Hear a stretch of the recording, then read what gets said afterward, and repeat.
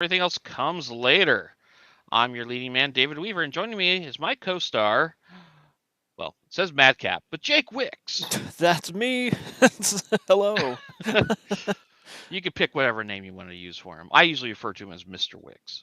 There you go. That's Um, one. yeah. Um, uh, so this is our first Flicks episode officially being streamed to our YouTube channel. So welcome. This is supposed to be a more bi-weekly thing than it has been.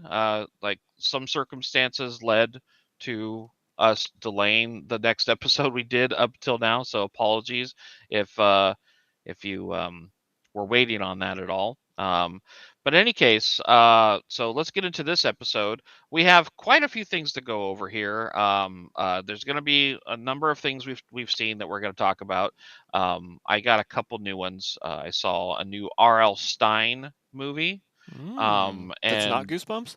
that's not, well, it might be Goosebumps. I don't know if it's a Goosebumps Oh. story. It just didn't. Oh, It right. just it just didn't have the Goosebumps name attached to it. It just said R.L. Oh. Stein. I would think it would have the Goosebumps name attached if it was a So story, right? I guess this might have been an original work. I'm actually not 100% sure about that. Hmm. And a few other movies. I finally saw Cocaine Bear. I'm going to talk about that. Yeah. Hooray. Yeah, that was interesting. And also, I finally watched the first season of Wednesday, so I'll talk about Oh, that as crap. I well. forgot about that. Yeah, You yeah. hadn't seen that? Oh, And man. remember, rewind to a year ago when Oh. you were talking about it. I said I was going to wait until Halloween to watch it again because I was pissed off that they released it like in November, and I was like, Oh. no, this should have been a Halloween show. So Wow. Okay. yeah, That's already a year old. yeah, yeah. They grow up fast. They do. So I have some thoughts on that. And then we're also going to talk a little bit about the writer strike and all that sort of stuff going on, Woo. the actor strike, because why not? And then we might talk a little bit about streaming services, because that's still a hot topic out there, especially exactly how it's linked to everything happening with the strikes that are currently happening. But yeah, we'll get into that and whatever else comes to mind. We're kind of unscripted here. These are all just kind of guideposts for us. So yeah, let's get into it here. Uh, is there anything in particular you wanted to start with on your end, like, or Hmm. Well, I mean, it is Halloween. I did see hmm. Rings recently. Not The Ring, but Rings. Okay, So so is that the original or is this a sequel of some this sort? is one of the sequels, yeah. There's Okay, what, like six sequels now? yeah, this Until is you end this up is with Ring versus the Grudge. this is the original like Japanese franchise, not the Americanized version, No, this right? was American. Oh, really? Unfortunately, yeah, I know. It's just one of those I caught on TV, if you can even use that phrase anymore. Oh my God. Um, Okay. yeah, it was all right. But I think it was supposed to kind of tell the backstory a little bit more of how she came to be, but I don't know. It's weird because when I think about the original The Ring, I guess, Hmm. um, I feel like when I go back and watch it, it's never as scary as I remember it. I don't know. I'm not sure why.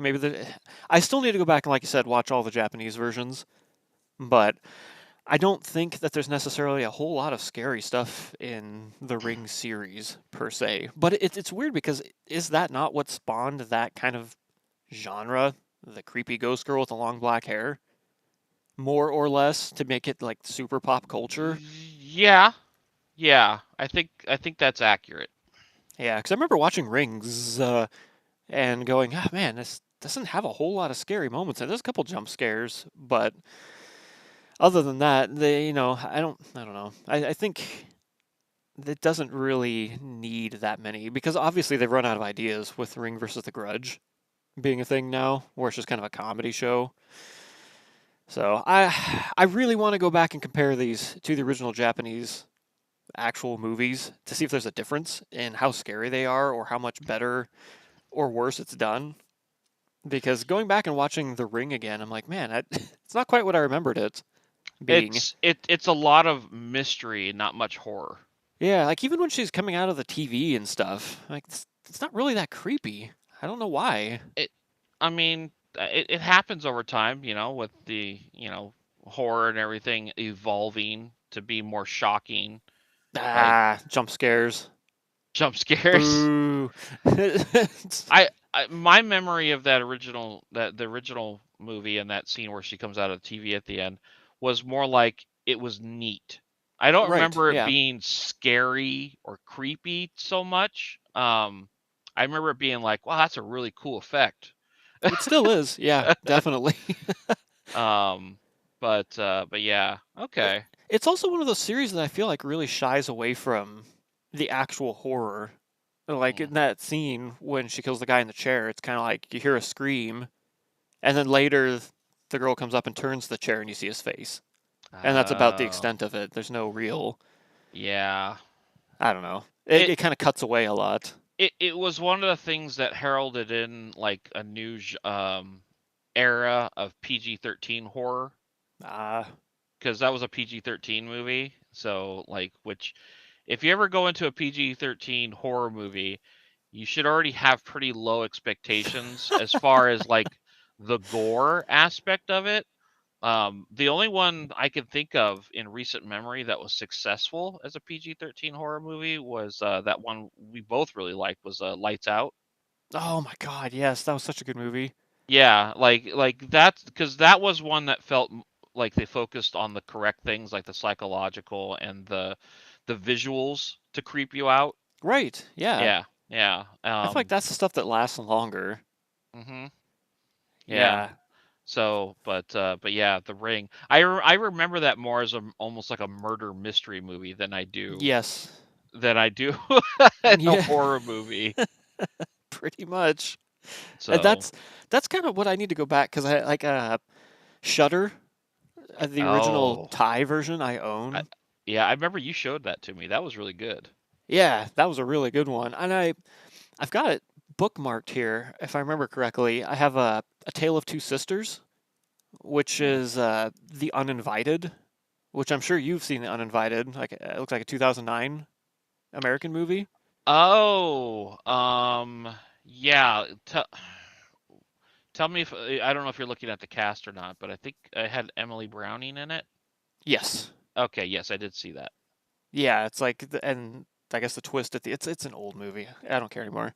Like the twist at the end was that the sister never existed Hmm. and stuff like that. Yeah, but that's actually a Korean, South Korean horror film that it was Gotcha, remaking called The Tale gotcha. of Two Sisters. And I'm like, man, I want to go back and see some of the original stuff because American stuff usually just isn't quite there when it remakes the horror movies. Hmm. So yeah, I've got a couple I need to go watch. I still need to watch looking at my tabs. I've got to watch that underwater horror house movie, The Deep House. Oh, Remember geez, that trailer from a long time ago? it sounds vaguely familiar. Yeah, it's like scuba divers go down to a haunted house, but it's underwater.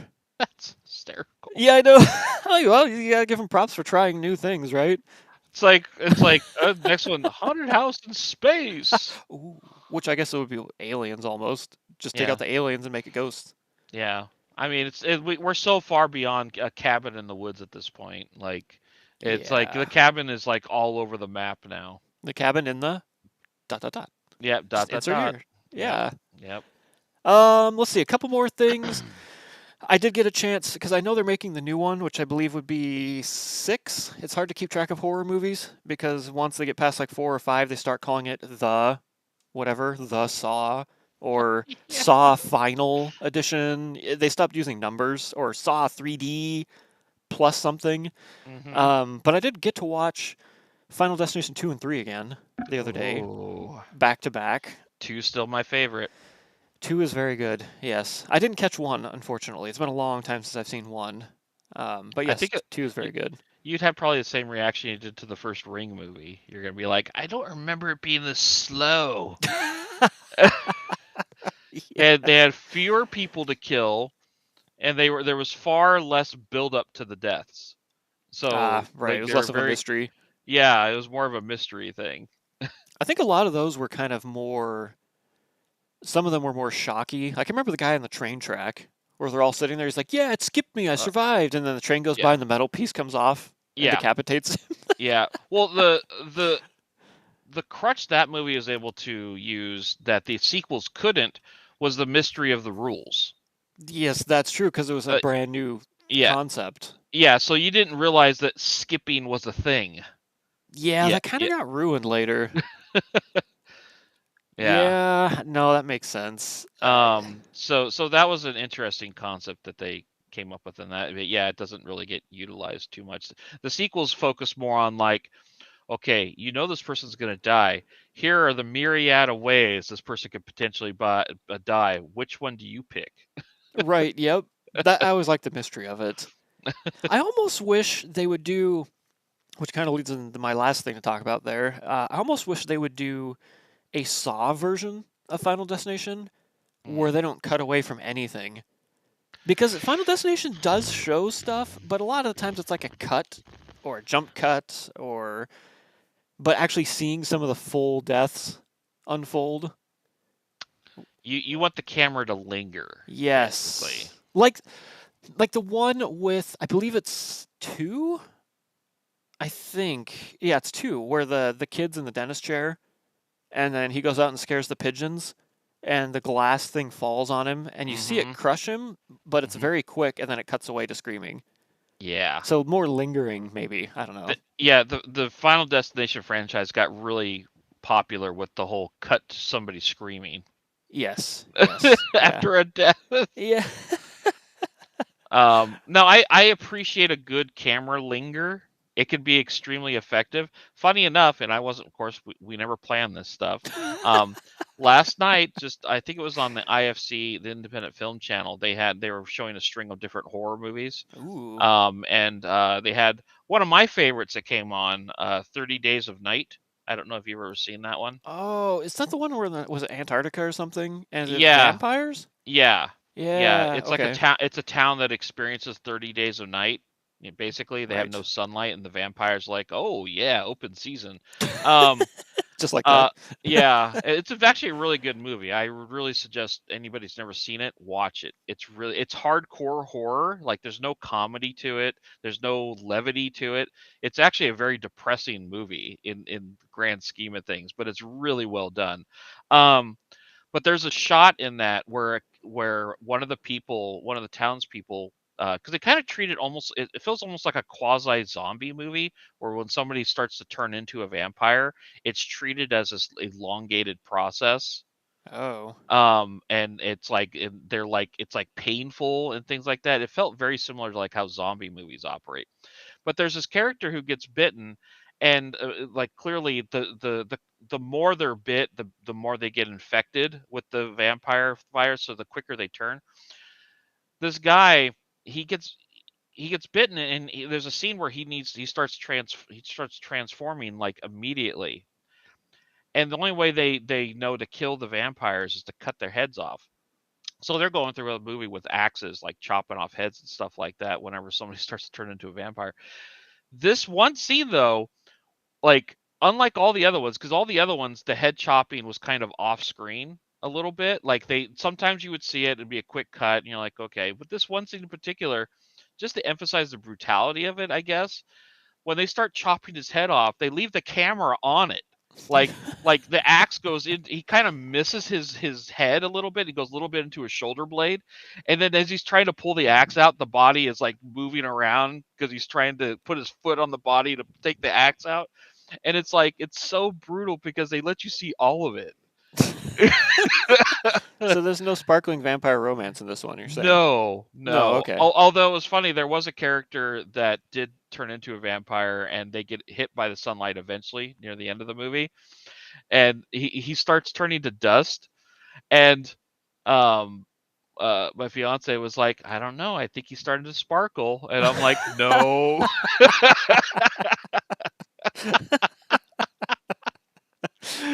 Oh man. So yeah, that was pretty funny. But yeah, the art of the long linger on a brutal scene, it almost feels like a lost art. Like they don't really do that as often as they should. And I think it's a lot of it because of like, ratings and things like that. They'll get hit with like too hardcore of a rating that will kick them out of movie theaters. Although nobody goes to the movie theaters anymore, so that shouldn't matter. Yeah. Um I'm surprised the MPAA is still a thing. Actually, we should have a podcast on them at some point. Because the Yeah. MPAA, they're the enemy of the people, in my opinion. But but yeah. So sorry to hijack your thing there, but you were talking about that, and I was like, oh yeah, I remember what that. Just what I watched last night was a perfect example of that.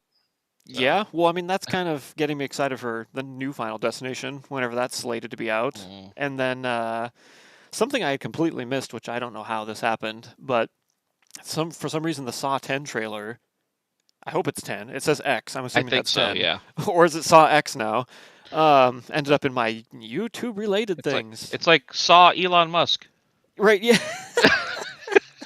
Oh man, I hadn't thought about that. That guy buys everything. Yeah, it's branded him now.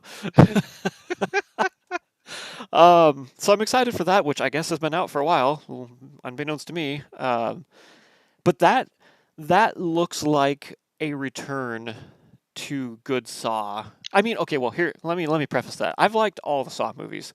They have their fallings, they have their problems. Some are better, some are worse. Hmm. But I'm not one of the people like only Saw 1 is good. Maybe Saw 2. Everything else sucks. So when I say return to good Saw, I'm not saying like an elitist, like, oh, finally it's like Saw 1 again. Hmm. But we've had some weird Saws in between that. Yes. There was one that was okay, and then there's one, was it a comedian that did it? Who was Chris it? Chris Rock. I think that Ah, was yeah. wasn't that one called, was that the one that was called Jigsaw? Jigsaw, I think, yeah. Yeah. I don't remember if I ever saw that one.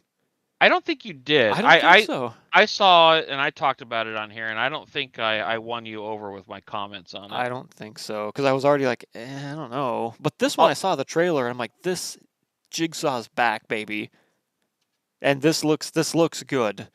So it I'm it excited. it has favorable ratings, which I'm surprised That is, at. well, maybe it's been so long that people are finally ready to have a new Saw and I like would it. I wasn't surprised to see the audience ratings being fairly decent. I was surprised to see the critical ones because Saw Oh. has never been a critical darling. No, not since the Like, first one or two. yeah, people are like, this is just torture porn. It's Mm-hmm. just more people dying. It's dumb. The fact that this one got a pretty good high rating, I think it's actually a higher rating than the audience rating, to be honest, Oh, was surprising to me. Not that I put a lot of stock in the paid reviews. yeah, critic reviews now. Yeah, because that's Yeah. literally what it is now. That used to be a conspiracy theory back in the 90s and whatnot, where it's like, man, all these reviews, they seem like they're bought and paid for. Nowadays it's just obvious that they're bought and Right. paid for. They can't even hide it anymore. Well, So now, much like your Amazons of the world, do you even trust the viewer reviews anymore, or are those paid for no, also? Yeah, no, it's probably some no. company out there paid Yeah, to write them. it really is. The only thing you could count on is word of mouth. That's Right. really the only thing you can count on. Yep. Any official place where they post reviews on anything, you're better off just expecting that this person has some sort of bias, or they have some form of other incentive. We put it that way. Right. Yeah, I really think the art of the actual real movie reviews died when we lost Siskel and Ebert. I think that Oh, they were that's the oh last wow. bastion. They were the last bastion of that profession, in my personal opinion. Well, So, it's time for you to take that chair.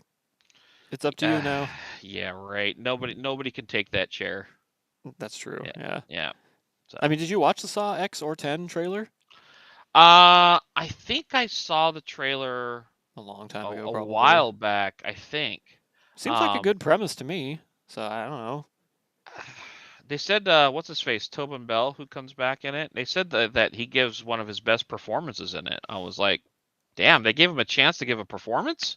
Yeah, I Because, mean, he's fully out, it looks like. yeah, because like, oh man, that dude must have been like, they say absence makes the heart grow fonder. And the more he pulled away from that franchise over its time, maybe being away from it for like a decade or so, he's like, yeah, I'm into it again. That's what I'm wondering, yeah, if audiences are also into it again. So, But it looks like, I mean, for anybody who hasn't seen the trailer, the basic premise looks like back in the other films when people were curing him of his cancer. And I believe there's one movie where his assistant actually, or he hijacked somebody and kidnapped them to perform the surgery on his brain to remove the tumor. oh, All that intermingling apparently never happened. Like they never removed the tumor, they were all lying to him. Something Wow. along those lines of like, oh yeah, we did the surgery, we removed the tumor, you're on the mends. And he goes to the specialist hospital and like, oh, it was never removed. Uh-oh. And so all the people that were doing that, now he's back, he's getting revenge on them now. All these doctors and companies and He's like, yeah. you guys made the last 9 movies meaningless. Right, it was all a dream. It was all a dream. Thank God. It's all a dream. But yeah, I think that's all the creepy vibe stuff that I've really got since it's Halloween. I figured I'd hit a bunch of those. I mean, have you seen The Trench? A long time Uh, ago, old World War One film was it? It has I Daniel Craig in it, I believe. The Trench. No. God, I just that one popped into my head. I don't know. Daniel Craig, Was it really? Daniel Craig? I don't know. Maybe yeah, Daniel Craig. Trench is a 1999 war film written and directed by William Boyd, starring Paul Nichols and Daniel Craig. Oh man, he was a baby back then. Yeah, I was like, that is Daniel Craig, right? But I think basically it's about I guess the Battle of Somme back in Hmm. 1916, and that one's kind of a horror-y thing, so I can slide that in. But it's kind of interesting because it's a basically just a war film um, about the guys in the trench and how that's going, fighting that war Mm-hmm. and the kind of stuff that happens. And I don't know, there's not a whole lot to say about it, but I felt like the ending was kind of sobering in a way because basically all these young kids, as was the time of wars back then, they're basically all given the order at some point from higher up that's saying, "All right, tomorrow's the day. We're going to be storming out of the trench to take the other trench," and that's what happens. And the movie basically ends with everybody getting killed because back then it's all luck. You get out of the trench and you start running with your gun. Bullets are flying, and man, that's kind of a sobering movie, just to see that because that's how it was back then. Yeah. But it's kind of like Hmm. they all get out of the trench and there's one guy who's like panicking. He's like, I can't do it, and Daniel Craig basically points his gun at him. He's like, get out of the trench, and then he gets shot in the leg, and he's still get out of the trench, and then he gets shot like a whole bunch in the back and dies falling down. And yeah, I'm like, man, they didn't spare anybody. Wow. Yeah. Anyway, so that just popped into my mind since we were talking Oh, about October and the month of scary and horror and blood, okay. gore, and guts and stuff. I I think would that. say if you catch it, it's worth a watch. Maybe it's not the best movie ever. I think the ending is sobering, but it kind of falls a little bit flat as being a sudden ending with a little Hmm. bit too much kind of slow mo type stuff. But Oh. I think it was a good watch though. It's very gritty, lots of language, lots of just And this was. you said it was World War One, right? I believe so. Yeah. Yeah. I mean that would be worth it on its own because there's very few things that explore World War One. I don't know. I'm not. I'm for anybody out there who's yelling at me right now. If I'm wrong, I'm bad at history. How I'm really bad at history. dare you? 1916, the Battle of Somme. Yeah, that's World War One. Yeah. Okay. That. God, you're making me scared here. Looking like an idiot. The First World War. Yes. Oh, thank you. Okay. Let's talk about your stuff so I don't look stupid anymore. Okay. Um. Uh, So, I guess I'll start with that R.L. Stein movie I saw. It's called Zombie Town. I Um, don't think I've heard of that one. it's new. It just came out like a couple months ago.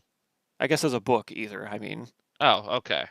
Um, Zombie that Town. might explain why it wasn't very good. Because Oh. historically, like authors who pen something specifically for the screen, they don't turn out well.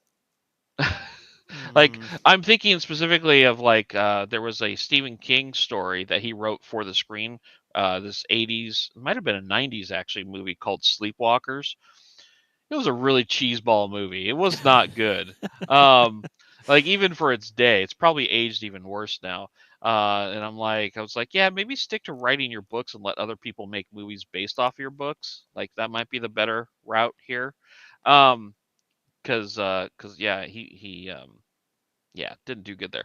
Anyways, so if that's the case, that explains this quite a bit. Um, First of all, what's the key component to any good movie? Like, all right, for to help make any movie work, and a lot of it comes down to casting. Right. Like, you can have a really shitty script, but if you cast the right people, it'll still work. This movie, its casting was really weird. First of all, the two main characters, they were terrible. That's Like not good. they That's a bad they start. like at first I was like, okay, they're just kind of kids, I guess, and that's why they're acting this way. But when like the things start happening, and I you have to keep it. I trust me, I kept it in my perspective. This is meant for kids. This is a kids movie, right? Right. Because the zombies in this, they don't bite people. They just grab people and suck their life force out or whatever, and then turn them into a zombie. It's like, okay, Hmm. that's their zombies. Um, but like the acting was so stiff, and like whenever they needed to actually emote or anything like that, especially the main kid, he was really bad at acting with a sense of urgency. It just felt horribly forced, and it really took me out of the movie. Their performances took me out of the movie instantly. Um, the premise of the movie was interesting. It felt very R.L. Stein, where it was a small town, and it was kind of had some irony to it, and paying homage to like classic filmmakers and classic horror stories. In this case, he was focused on the Lord of the Zombie movie, George A. Romero. He had a character that was very similar to that in this, where it was a filmmaker who was known for making the best zombie movies ever and defining the genre. And it's like, okay, yeah, clearly this is supposed to be George Romero. Um, and how that character, the mystery revolves around how he made his zombie movies, and there was some mystical elements to that, and that eventually he's releasing a brand new film for the first time in like 10-15 years or something like that, which is very similar to what happened with George Romero, because George Romero also went on a big hiatus and then eventually came back and made a new zombie movie. um, so the inspiration there, not none too subtle. um, and then his big plan here is to try to turn the townspeople into zombies, because he didn't feel that they should have been so how should I put it, like he was tired of everybody fanboying out over him. He's like, I'm just making movies, whatever, whatever. And it's like, you guys are the real zombies, hence the irony. Mm. um um so because I think like to show you the message that he was saying, like the whole goal of the zombies wasn't really to spread, like zombies usually often want to spread the infection or whatnot and eat Right. people or whatever. This one was the zombies all had to were coming to the movie theater to watch a blank screen. Oh, okay. Do you get the symbiology there? Like this is people in a movie theater watching a blank screen go, oh, it's like, Right. I get what you're doing. um but the structure of the movie also was really not good, where how should I put this? They kept revisiting the same sites over and over again. So when the zombie thing happens, they're at the movie theater. Then they move from the movie theater, and they for some reason, or they go to a bike shop, and they hang out in the bike shop. Then they decide, like, oh, wait a minute, we need these things. We left them at the movie theater. So they go back to the movie theater, and then they get the things, and then they go back to the bike shop. And it's like that's like the middle portion of the movie, and I'm like, okay, I'm already over this. Like this is the most boring thing ever, watching these people run around like that. And just retracing their steps immediately, because that movie theater, they come back to that movie theater like 3 or 4 times throughout the movie, Jeez. and I'm just like, I'm over this. um but the other noteworthy thing here is some of the side character casting that they did. For some reason, they went back to some old comedy troupes to bring in some characters. So they had a few people from some Saturday Night Live alumni, like Dan Aykroyd was in this, Chevy Chase was in it for a very brief moment, and I was like, okay, that's interesting. Then I don't know if you know the comedy group called Kids in the Hall. I don't know if you ever No, heard of them. no. Yeah, they were a late '90s type of group, I think, Canadian, Canada-based Hmm. comedian group. Really funny stuff, by the way, if you've never seen their stuff. Um, and they had a couple actors from their comedy group in this also. And I was like, why did they bring these guys into this? Because they all, I mean, honestly, they're all fine actors. They all do good work.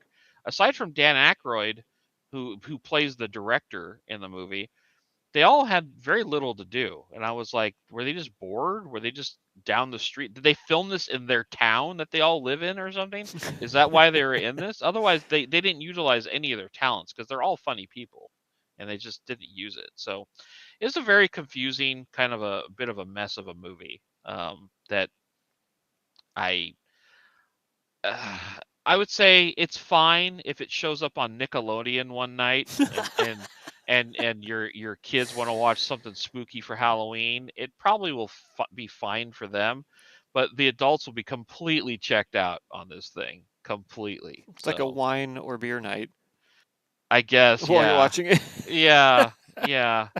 Yeah, Uh, it's unfortunate. I like we have too few family Halloween movies. Like there's not enough of them. That's why they replay Hocus Pocus mm, like 60 billion times during Halloween because I mean there's granted there's other ones, but there's just not that many. And I was really hoping that this would be something that would join that small group. Nope, nope, not right. worth it. Oh So man. So yeah, so there's that. Let me shift gears a little bit and talk about something I did enjoy, which was the Wednesday series. Aha. Um, I Yes. don't remember exactly what you said about it. Other, I remember you just saying you liked it. I remember you I said really you, liked it. Yeah. yeah. I wasn't prepared for how darn Harry Potter this thing was. I was like, first of all, it's a great concept. Like it's like oh okay, let's take the Adams family, let's cherry pick Wednesday Adams out of there, probably what the most famous and most like iconic character from the Adams family group, if you had to pick one. Maybe Fester Adams might be also, but um and let's place her in an environment where she's surrounded by other weird people and and it's like a community because they never really explored the world of the Adams family out before. It was Right. always the family at their house and people that came to them. Kind of like the And Munsters. yeah, Yep. exactly. So I thought I thought it was an interesting concept, and I think they did it pretty well because they introduced a bunch of different um supernatural elements to it. Like there's werewolves in this world. There's Right. the Medusa characters and all that sort of stuff. I was like, okay, yeah, it felt a little bit like that speaking of Nickelodeon, the Nickelodeon Oh series no. Monster High. I knew you were gonna go there. Yeah. Yeah, it felt a little bit like that, but I don't knock it for that. Like it's because it's all about the execution, Right. right? And I think that they did really well with this. Jenna Ortega, I thought did really good as Wednesday. Mm-hmm. She had a difficult task of playing the character of Wednesday Adams, but also playing Wednesday Adams in a way where she kind of had to still not care about anything, but also care enough to actually solve a mystery. Right. Yeah. Because Yeah. I thought that was the biggest hurdle for the show. It's like, okay, she's our detective, and but what incentive does she have to detect? Right. Because ultimately, the Wednesday Adams that I'm familiar with would actually want this crazy stuff to happen. So it's like, why did she want? Why did she care? And I felt like they did a good job selling me on why she would care Mm-hmm. ultimately, because they made a lot of this like deeply personal for her. and I was like, okay, yeah, I could buy that. Um, so where the story eventually went, I thought it was a good mystery. It kept me guessing. It had the scream factor in there where you had multiple suspects, Yep. Yeah. and trying to guess that stuff out. Um, and yeah, I don't I think they announced that they have a second season. I thought so. Yeah. I haven't seen anything on that yet, but Let's see. it is ripe for the Harry Potter uh uh s- um process where they each new season is a new year of school. Oh, Like, yeah. That's definitely true. New mysteries or new things. yeah, yeah, I feel like if they keep up with that, like they could keep this train going for a while. Like the only thing that would derail them is Jenna Ortega eventually not looking like she's a teenager anymore. Yeah, it's the problem they had with Harry Potter. So although we live in the age of de-aging now, so Oh, yeah, that's true. which at that point you might as well just be watching an animated movie. Yes, according to Netflix.com, it's been officially renewed for season 2. Okay, but are we getting it though? Because it should I be coming don't out next know. month, because that'll be the year. Although that's the problem with Netflix and streaming service in general, that they don't adhere to a schedule. It's like it'll come out whenever. It was renewed in January of 2023. Yeah. Do you remember when there used to be like strict guidelines for producing content, like back on the TV days where you had to Oh, stick yeah. to a schedule and you had to Yep. release something? Like I miss those days. Other than this, like, yeah, we're gonna make a second season. When it shows up, it shows up. Yeah, like Stranger Things. We want it to Yeah, be perfect. We're gonna take 6 years to make it. All 6 episodes of it. yeah. There's so many people that have already forgotten about Stranger Things Yep. because Oh yeah. and what like they're gonna have to market the hell out of that thing to remind people that it's still coming. Yeah. Remember Uh, when you had like Star Trek and it would end on a season finale, and you mhm, go, "Ooh, all right." And what, 3 months after summer or something, we'll mhm. get season premiere. Yeah, yeah, Yeah, that's Stranger Things. You put it exactly right. You just forget about it, yeah, and then someday it comes out like 10 years from now. You're like, oh, I guess I'll watch another 5 episodes of it. yeah, yeah. And like the danger there is like the fact that it did end on the cliffhanger and that I didn't care enough to anticipate it until it came out again speaks volumes for just how, I guess, what's the word I'm looking for here? Kind of like a lack of interest there is in the new things that are being made nowadays. Yeah, It's like there's something about the way they're structured. There's something about the way that they get released that incentivizes you to not care. pretty Um, much. Yeah. yeah, and and like this now with this Wednesday thing, like I'm interested in seeing the next season, and but I'm also not interested enough in that I'm going to be following it until it comes out. Like I'm just I don't know. Like it's just I'm just not a fan of what this industry's become. So Yeah, I'm trying to get this for you really quick. So, for uh, example, Star Trek, like Voyager, I just pulled up, adhered to, other than the first season, 26 episodes every season, damn, and that was every year. damn. Stranger Things was, let's see, 34 episodes, and let's see, when did it come out? 2016. So, over what, 7 years? We've gotten a whopping 34 episodes. Yeah. Yeah. And we've talked about this before. Like they didn't even need that many episodes to get their point across. Like they Right, probably could have cut exactly. those episodes in half and made it actually a much better series. Yeah, it's like an extreme. I'm not going to defend Star Trek for that was obviously like you said, you must do this. They were all within like 5 or 10 seconds of each other for their timing, how long the episodes were. Hmm. And obviously, yes, you must produce 26 episodes a season a year. Yeah. Did we need that many? No. There's a lot of just why does that episode even exist type stuff because they had to make something. But Yeah. then you get to this extreme we have nowadays and it takes 1, 2, 3 years to give us what 6 episodes, 8 episodes is roughly where we're at. Why? What are they doing? I don't know. it's if anything, things have gotten easier because you don't have to go out and make the Star Trek Voyager, the Intrepid class model, and then blow it up, and then make another one and like have a Hmm. bunch of them and practical effects. It's all fake. So Yeah, why? and it's also once this move was made from film to digital, Hmm. everything's digital now. They can all edit on the fly. There's no cutting or Like, splicing. yeah, all of that stuff's made much, much easier, but now they use that easier process to do less work. Yeah, I don't get it. How do we get less out of these shows than we did before? I mean, that comes down to the creators at this point, right? Because Yeah, I they're all can't, highfalutin. because having a 26 episode arc for like a season of Stranger Things, for instance, right? That only benefits Netflix Yeah. because that keeps people there longer. Gee, do you think what CBS had it right back in the day? We want people to watch this every Friday If for if the I for mean the year. the only limitations that should exist is the imagination. Right. Yeah. What the writers can come up with, what the showrunners can come up with. If they can't come up with enough stuff to fit that much time frame, sure. But we know that's not the case.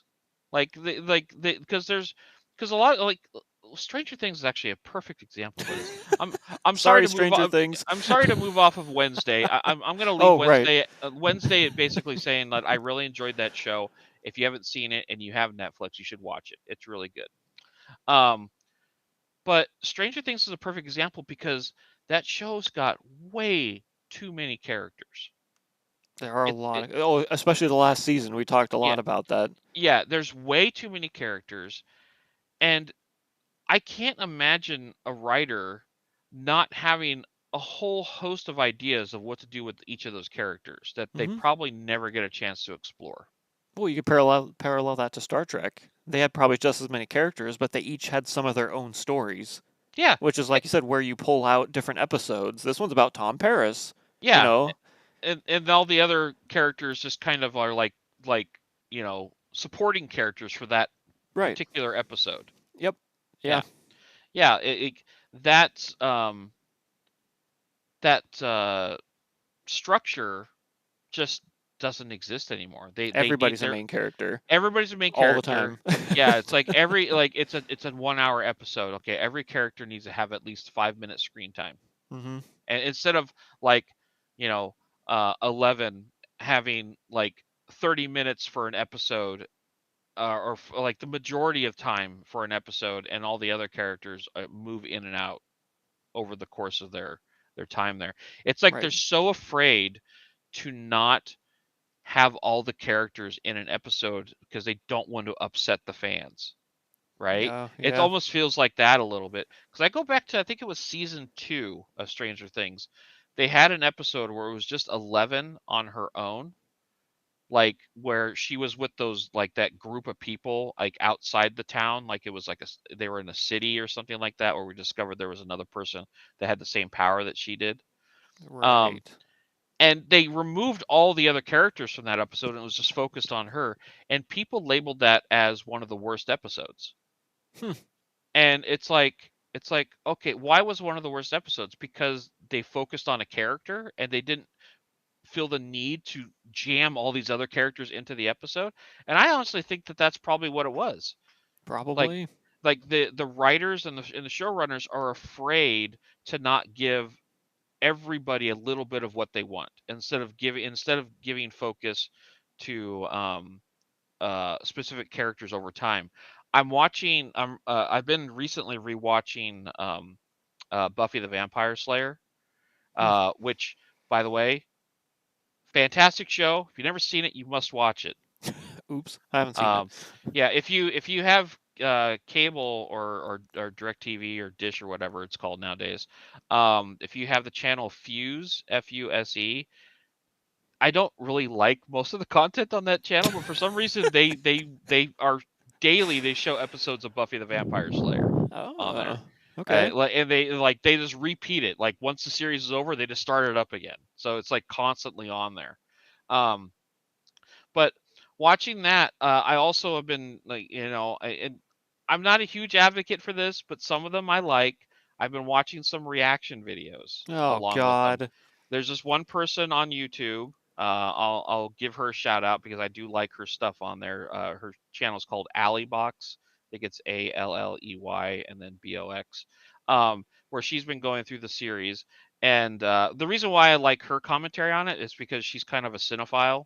You know, she's into film and TV and the art of making things. So she she notices how things are made and appreciates that stuff. And I kind of like hearing her deconstruction on that stuff.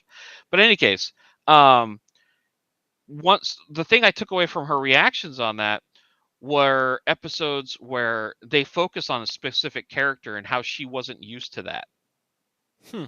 And it's like, oh, this whole episode was about this person. I didn't really like that character, but you know what? I kind of like them now. And it's like, well, yeah, because they gave the character time to grow and for you to Right. get to know the character. That's why like we have so little connection to the Stranger Things characters because we never get to spend any real time with any of them. Right. Yeah. They're just a tool to get the story from point A to point B, and that's it. They're all they're all plot points. They're not characters. Well, plus, who said there's anything wrong with? I guess you just call it filler episodes. Why does every Yeah. single episode have to move Well, forward? Why can't you just why can't they have an episode where they're playing Dungeons and that, Dragons and bonding and learning? You learn about them. yeah, that's where you get the character development. Right. Is Yeah. in the filler episodes. Right. Like you said, there's no. It's just go go go. Let's keep it moving, people. Let's go. Yeah. So yeah, going back to our original point, I guess. And yeah, I know this has been a long road to get here. Um, Thanks, Wednesday. yeah. Um, is that there is absolutely no feasible reason I can think of why they would not want these to be longer seasons. And I wish somebody can explain why they do it the way they do it. Yeah. Well, it's like you said, the promised land was the flexibility. If we want to, if our story is a 20-minute story, we'll make a 20-minute episode. If it's an hour episode, with streaming, we can do that. Yeah. And it's like you said, why don't they sit down and go, okay, what do we want to achieve for season X? And okay, we want to do this, this, and this. So here's point A, here's point B. And what kind of stories do we have to tell in the middle of that? 12 episodes? Okay, 16 episodes for this season? All right, that sounds about right. Let's do that. But somehow we've gotten into this, now we're locked down to 8 episode stuff. Yeah. Where it seems like everything is 8 episodes and it must be 8 episodes. Yeah, I don't know who set that standard. Yeah, where did that come from? And it's shared across different streaming services. Yes. Yep. Yeah. I don't get it. What happened? I thought streaming was supposed to be the promised land of we're going to tell the stories we need to tell, however long or short it takes. Yep. Yeah, I if you're a streaming service and you want to break the mold, like make a show that's got, some meat to it. right. Yeah. Something, of course the show needs to be good and interesting, whatever it is, but kind of stop, yeah, break the mold, get out of the routine of all these other services and shows of this churning house, or you're just churning out the same thing. Yeah, because I see all these marketing materials out there for things like Stranger Things. Like it's like, oh, here's an 11 action figure and all this, and I'm like, Woohoo! it's like, are there actually kids out there that are like, oh yeah, I want to get some Stranger Things action figures? Like, I don't think No. so. No. I think a kid would be more inclined to get depending on which way you go, like a Hot Wheel or a Barbie doll. It's Right. they have more attachment to those things than they do these characters in the show. So, Yep. yeah, uh, I guess we could segue this into like some of the writer strike stuff and the Screen Actor Guild stuff, because it does correlate with what's happening with streaming and vice versa.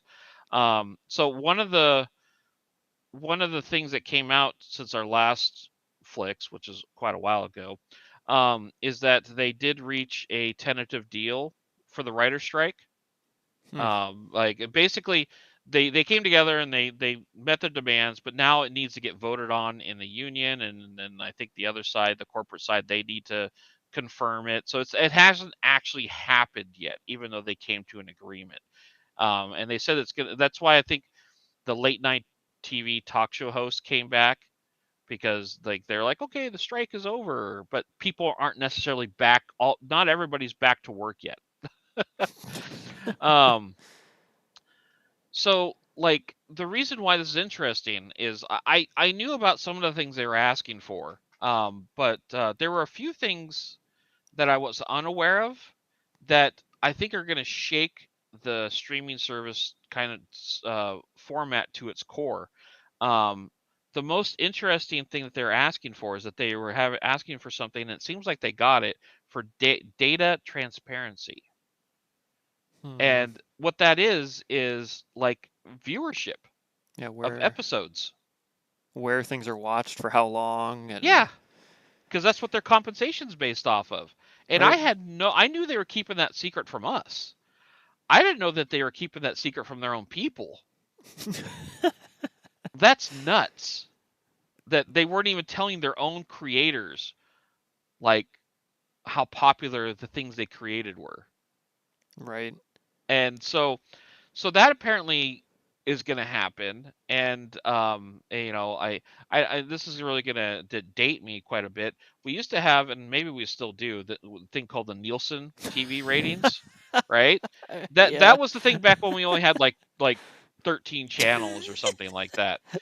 and Yeah. and and the industry, they use that to determine the success or the failure of a show.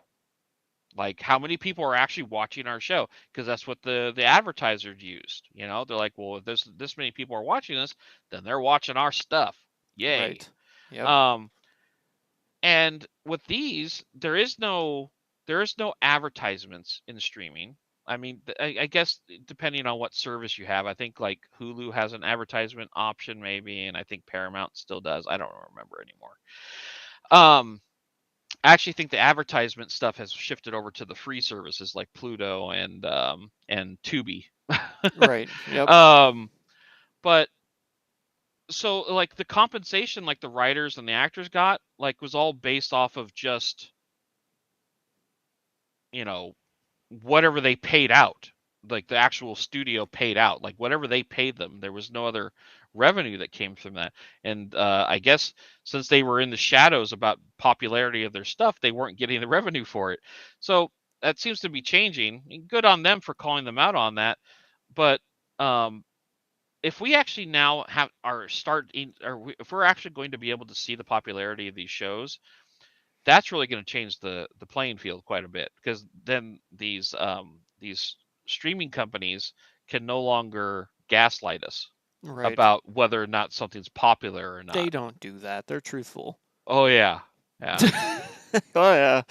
yeah. Like they come out and say the most popular show streaming right now. It's like, well, how do you back that up? Because we said so. Yeah, exactly. Yeah. It's like, okay, they're using these buzzwords to get people enticed, because everybody wants to be involved in whatever the new thing is. Hello, Squid Games. Oh Um, jeez, yeah. or was it Tiger King? Like all these things where they're like this is the most popular thing right now. It's popular. I need to watch it. Yeah, And it's like, yeah. Hate that. so if they're unable to continue doing that, like how are they going to market their stuff to people? Like, so I'm actually really looking forward to how this shakes things up, because I think this is actually a change for the good for everybody. Because It's too yes, bad we don't just have like a YouTube counter on these movies and stuff that you watch, like Netflix. 24,000 people have watched this.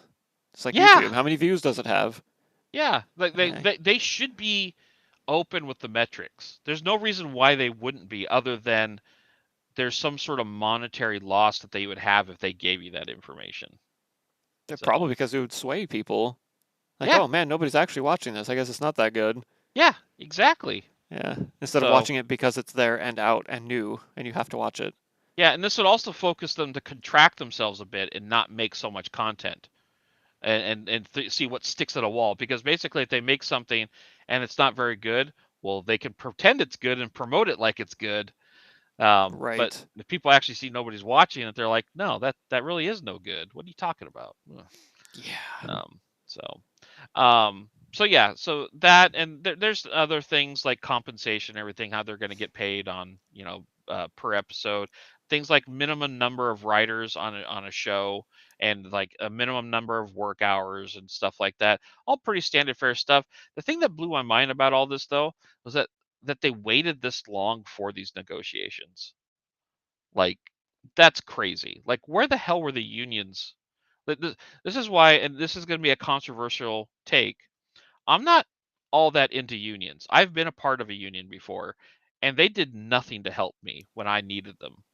Um, and and it's because I think there are some good unions out there, but I think our country has become over unionized and too reliant on unions, because oftentimes you get people in the unions that, like any other kind of a political organization, they have their own interests that they're looking out for. They're not actually looking out for the interests of the individual a lot of the times. And that's kind of what I feel like happened here. I feel like that these groups, they weren't looking out for their people. Like they let this get out of hand. When that lawsuit happened with Scarlett Johansson a few years ago with her Black Widow movie, when we all got locked down and they put that in streaming, that should have been the signal. That should have been the signal flare for this to happen back then. It's like, okay, do you guys not realize that these movie studios and these companies are going to do this to every single one of you? Right. Yeah. It's like, why did this take so long? So like, I don't know. Um, so the Screen Actor Guild, apparently they're going to be looking at the proposal that the Writers Guild got through, and they're probably going to try to mimic a lot of that. Um, oh yeah, there was also protection in there for AI, which I thought was interesting. Like I feel like they saw that latest Black Mirror episode where the streaming companies were using AI to create content as opposed to actual people. I was like, I mean, it's good to get in the front door now on that, because that could be very well be a thing. So, Right. You could. um, yeah, I don't have much more to talk about the strike stuff. I just thought it was interesting, some of the things that they had demanded and that they're getting. So yeah, Yeah. Eh. Another strike by the Writers Guild. So yeah, it is what it um, is. yeah. I'll end my segment here with just some quick words on Cocaine Bear, since I promised it. Yay. Um, Cocaine Bear, based on a true story. Oh, okay. Let me preface what the true story here is. There was in the 80s apparently a cargo plane of some sort when doing some drug trafficking, and they offloaded all of their drugs off the plane. And they don't really explain why they did this. Like there's a problem with the plane or something like that. It just kind of happened, and they landed in a forest, and a bear got a hold of the cocaine. And this is where the story gets a little bit foggy as far as what actually happened. I've heard a couple different versions of this where the bear OD'd on the cocaine and just ended up dying, and then other ones were saying that the bear was never found, that they just suspected it was a bear that got a hold of the cocaine that just landed in the forest.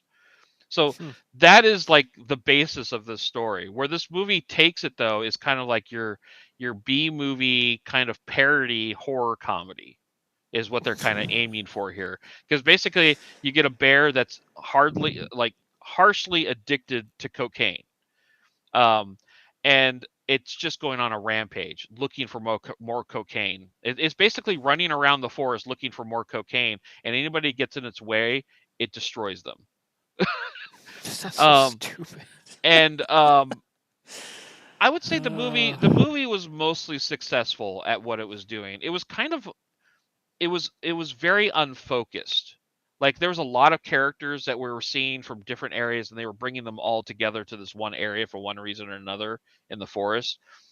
And they never really connected. Some of the characters never even met each other. Like that was like I was like, okay, maybe at some point they're all going to meet up and realize that there's a bear trying to kill them. That's hooked on cocaine, and that never happened. Um, but what I think helped save this movie a little bit for me was its unabashed brutality. Like when this bear kills people, they don't. We'll talk about the lingering shot. Like this movie doesn't really shy away from the gore, which I found kind of refreshing a little bit. Um, Hmm. uh, yeah, and just the bear in general, I think they did some really funny things. Like one of the images that has stuck in my head since then that I can't get out of it is watching a bear that's got all the white powder on its nose after snorting some cocaine, grab a tree and start smashing its head against the tree because it's so high on drugs it can't handle it. And then like a couple of hikers see the bear in the distance doing this, and then the bear just stops and just focuses on them and then just charges after them. It's like it's on such a cocaine roid rage. It's just how they did that was actually pretty funny. Like the comedy aspect of this movie actually was pretty good for the most part. Um, and then later on, there's a sequence where a couple of paramedics are trying to save the park ranger that actually went on far longer than I thought. I was like, okay, these paramedics are dead. Um, but they go through this like almost comic, a very clearly comical set of circumstances where you keep thinking they're going to die, they get out of it, oh they're going to die, oh they're going to get out of it, and it just keeps pulling you along. And I thought that was actually really well done how they performed that scene. Ultimately though, it has the same problem that a lot of movies do where they have way too many characters, and is like you just don't feel any connection with any of them. Like the enjoyment you get out of this movie is watching the bear go around on its roid rage and watching the destruction it does. Like you won't care about any of the characters. They try to have human moments with some of the characters. It all falls flat. Like it's just like whatever. When are you gonna die? Like, that's all I want to know. Right. Um, so I'd say this actually like ending on a note for Halloween season. Like if you want some sort of like horror comedy, something a bit new and a bit different, if you have this available, I think it was on either Max or Paramount Plus. It was one of those two. I can't remember. I think it might have been Max. But yeah, if you have this available on whatever services you might have access to, it's worth a watch. It's not bad.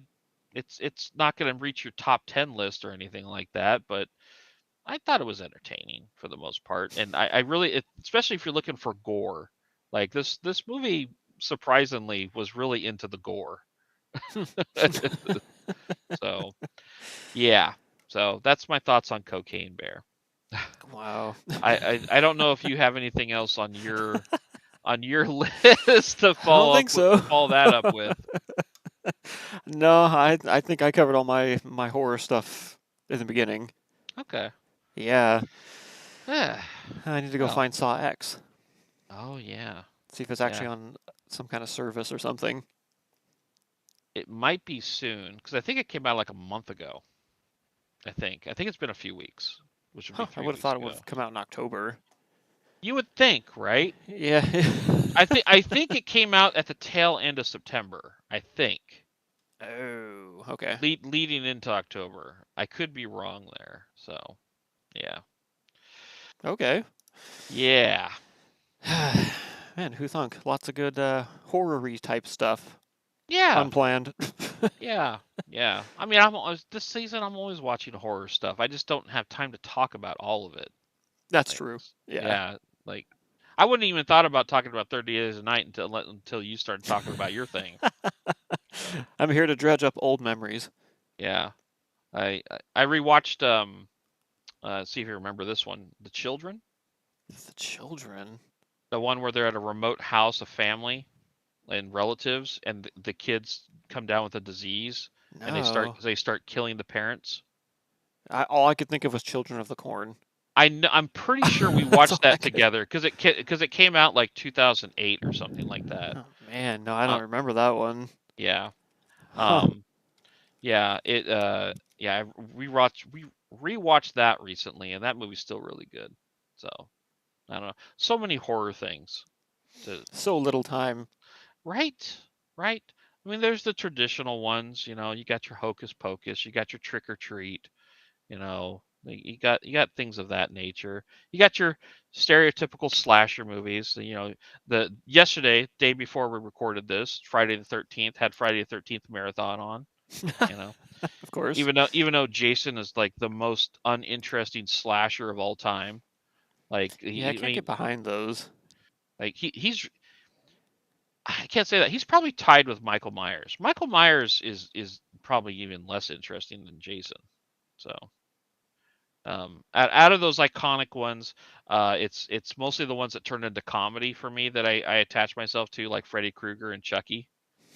Like just because I enjoyed how they evolved into comedies of themselves, like parodies of themselves. So Right. so I don't know. The Nightmare on Elm Streets have always been the more entertaining ones, just because of the inventive kills that they got in those. Yeah, that's always better when Yep. that's a thing. It's just generic kills. Mhm. Unless like unless you have something like Scream, which isn't really inventive kills, but the mystery really fuels Yeah. the movie. Yeah. Yeah. Yeah, When I watch a Nightmare on Elm Street, I'm just like, ooh, what kind of dream is he gonna screw with this person in? So, right. and then, Yeah. like I said, eventually when you got to Freddy versus Jason, it's like, okay, this is just dumb now. Yep, just like Like, the Ring versus the Grudge. That's where the end of the you know it's over at that point. yeah, I don't know. So, Oh man. okay, well, are we wrapping this up here? I think so. We're only halfway through October, so keep watching more Woo! horror stuff. Okay. Yeah. Um, well, I'll have everything, all the information everybody would need to find our audio version of this in the description below. And also, if any of you are listening to this and you haven't seen us, go to our Bits and Flicks YouTube page. You should be able to just search for it now. It should show up. At least it does for me. And you can catch us on there. Yeah, and hopefully we'll get back on track here and start doing this on a more regular bi-weekly basis again. So Hopefully, I guess like we said, it's holiday stuff, so you never know what's going to interfere during these last 3 months of the year. that's true. Holidays. Yeah. Who needs them? Hol- Other than getting time off. I have plenty of time off right now. Touche. Yeah. So yeah, these holidays are a little bit different for me right now. Yep. So okay, yeah, not much else to say there. So we're going to bid farewell to everybody. Thank you for anybody that joined us, and anybody else that watched this after the fact. Thank you as well. Yeah, we'll So see you in 2033. yeah, bye everybody. Thank you for listening and or watching, everyone.